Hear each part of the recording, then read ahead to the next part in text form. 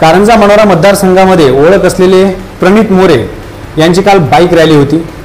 आलमगीर लालाजी यांच्या नेतृत्वाखाली ही bike rally होणार होती। मात्र काही समाजकंटकाच्या लोकांनी या रॅलीमध्ये बाधा घालण्याचे काम देखील केले। या संदर्भात आमच्यासोबत बोलायला आहे उमेश हारसुले। उमेशजी, एकंदरीतच काल बाईक रॅली होती आणि त्या बाईक रॅलीबद्दल जे कॅन्सल झाली त्या संदर्भात काय सांगू इच्छिता?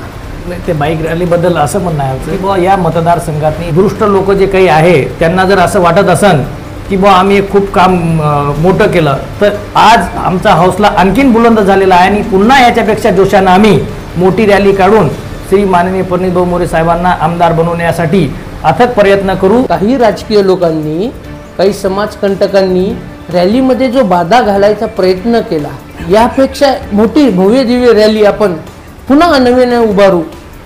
कालचा जो रॅलीचा कार्यक्रम होता पोहरादेवीपासून सुरुवात होती आणि पोहरादेवी ते मानोरा ते कारंजा आमचे 7 ते 8 हजार युवा कार्यकर्ते होते।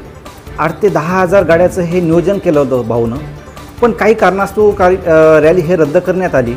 या कार्याला जे पाहून की बाकीचे जे नेते होते, पुढारी होते, त्यांना त्यांच्या मनाला एक गोष्ट लागली की बा आम्ही 50, 55, 60 वर्षाची एज झालेला आहे आणि हा युवा जे आहे प्रणितभाऊ मोरे हे 30 वर्षाचा मुलगा आहे आणि हे सर्व आम्हाला पिछाडीवर टाकली यांनी।